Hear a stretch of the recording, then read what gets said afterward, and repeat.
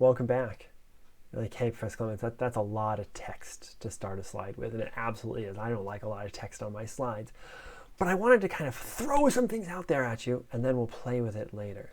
What we're talking about next is we're talking about physical and chemical properties and physical and chemical changes. And again, this is kind of language stuff that just allows us to classify things and talk about things in a slightly more efficient way. So we're going to learn these so that we can classify things and talk about them.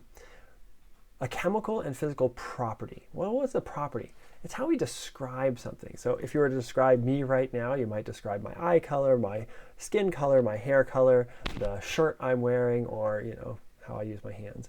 But these are all descriptive terms, right? You don't have to do anything to me or change me in order to describe those kind of things. And so that's what we're talking about with chemical and physical properties. We're talking about just describing something, describing how it is, right? You also might describe me as smiling and happy, but I don't have to be smiling and happy at the time. You're not changing me. You're not making me smiling and happy. You're just saying, hey, that's kind of a property of Professor Clements. He smiles a lot. Same thing with chemical and physical properties. Things we can describe without changing it. Okay? So a property that's a physical property, we can describe without changing, and it's just kind of inherent to the substance. And so color was one thing that I described about my eyes. And that's also another thing that we can talk about with chemicals. We can say, hey, this thing is red. It's just the inherent color of it. Or gold. What color is gold? Well, it's gold color. That's just what color gold is. Now, full disclosure, when you get down to really, really, really tiny particles, you can change the color of gold. We're not going to deal with that kind of stuff. We're just talking most things that people are familiar with. So color is a physical property. I can describe it without changing the substance. But then there's these also things called chemical properties. And I just said that properties were descriptions of things that didn't change it. And a chemical property is similar. I'm talking about changing it, but I'm not actually changing it. So if I take a piece of paper here, here's my periodic table. If I take a piece of paper here and I say, oh, I wonder how flammable this piece of paper is. But I'm not actually burning this piece of paper in front of you. I'm just talking about it and thinking about it. That's a chemical property.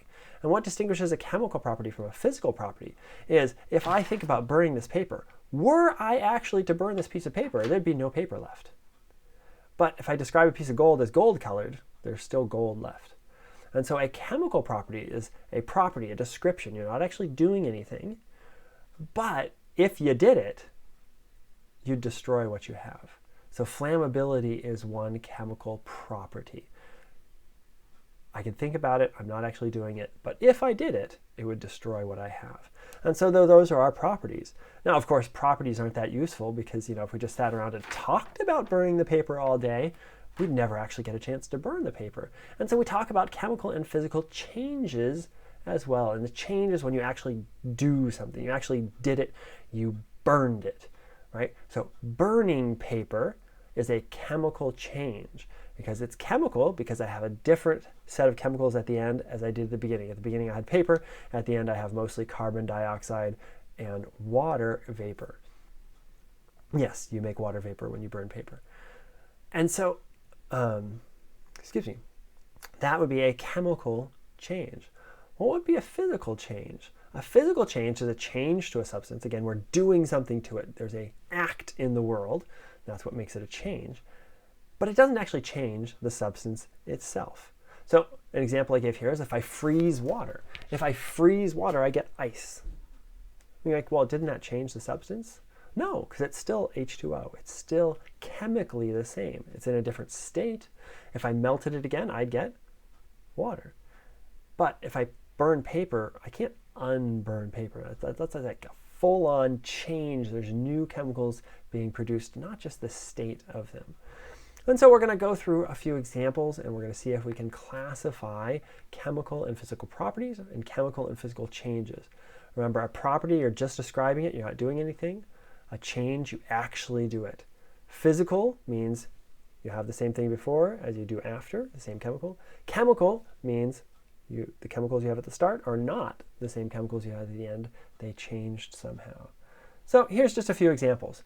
caramelization temperature. If you take sugar and you heat it up, it'll eventually caramelize and form yummy things called caramel. That's not reversible. You're actually forming this new chemical called caramel. And so we know it's going to be chemical, but is it a chemical change or a chemical property? Now, I didn't say caramelization, because caramelization would be actually doing it. I'm just saying, at what temperature does it caramelize? I'm thinking about it. And so that becomes a property since I'm not actually doing it. So this one is a chemical property. What about dissolving sugar in water? This one's a little bit harder. You have to kind of understand what's going on at a molecular level. But it turns out, if I take sugar, pour it in water, and dissolve it, I still have sugar molecules in there.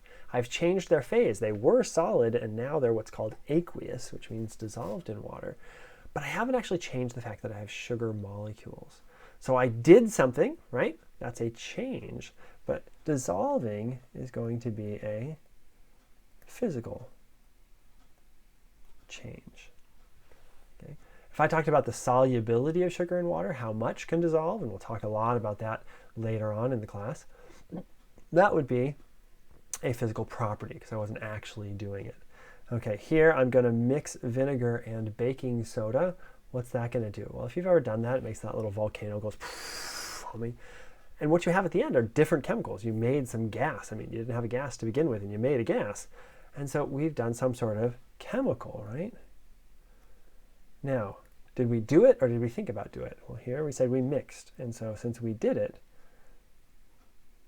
it's a chemical change. Texture. What's the texture of this? It's nice and smooth.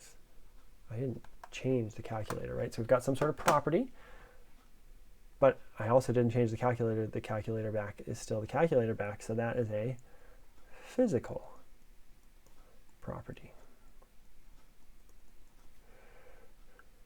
Smell. Turns out when you smell something, all your body is doing is detecting the chemical. It's not changing the chemical. Okay? It's just detecting that it's there. It's the same at the end as it is at the beginning. And so we know that that's physical. And we aren't changing anything when we smell. So we actually call it a physical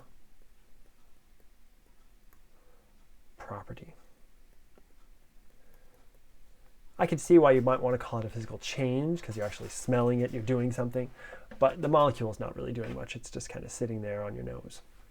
Melting point. Right, what is melting point? It's the temperature at which something melts. The melting point of water being 0 degrees Celsius or 32 degrees Fahrenheit. Okay, so when I melt water, when I melt ice, what do I have? Water, just in a different form. So is this going to be chemical or physical? Right, hopefully you came up with it's going to be a physical. Now, is this a property or a change? Well, melting point is something I can just say, well, the melting point of water is 0 degrees Celsius. I don't actually have to do it. Now, if I said melting, that would be a change. But here, since I'm talking about the melting point, I'm just thinking about it, and that becomes a physical property. Okay, a few more. Mixing sand and water. So you take some sand, you pour some water, and you make yourself a sand castle. What have you done? Well, you still have sand and water. The sand and water don't react to make a new chemical. So we know it's some sort of physical. Now, is it a physical change or is it a physical property?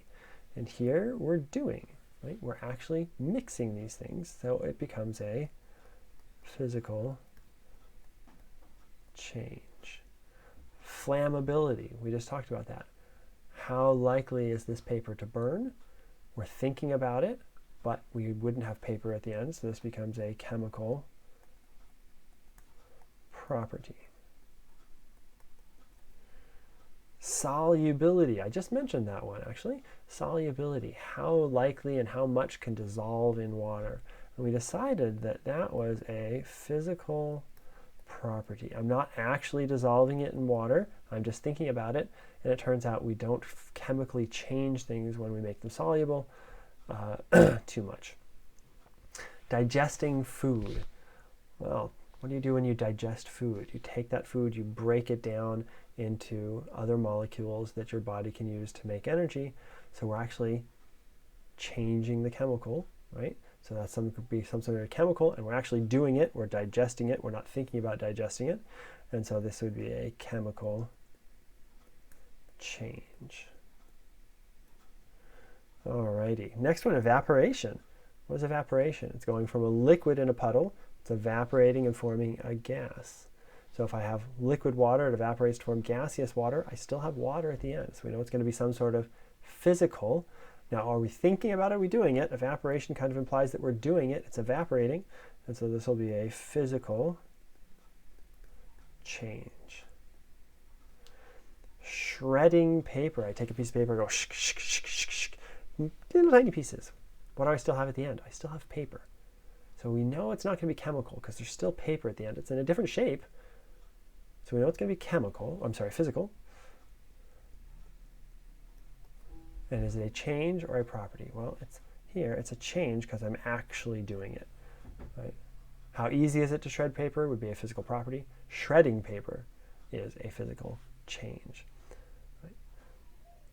So here's one for you to try. Which of the following is a chemical property? Taste, texture, corrosion resistance, electrical conductivity, or density. So pause the video, try that one out.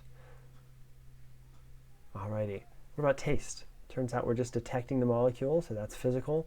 Texture, we decided that was physical because we can describe it. Corrosion resistance. What is corrosion? Well, it's like rusting. When we rust, we form a new chemical. So that's a chemical thing.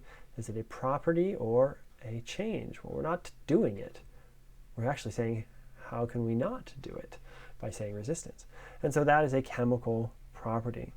Electrical conductivity, you put electricity through a wire, you still have a wire. And so that doesn't change the chemical at all. So it's a physical property.